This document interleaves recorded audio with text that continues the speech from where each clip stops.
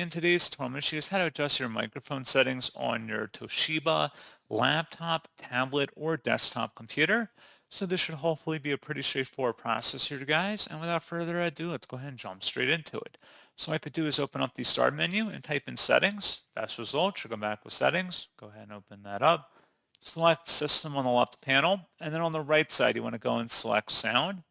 And then underneath input, if you scroll down, there should be a microphone listed in here. Go ahead and select it, and then you can modify all of your microphone settings on this page.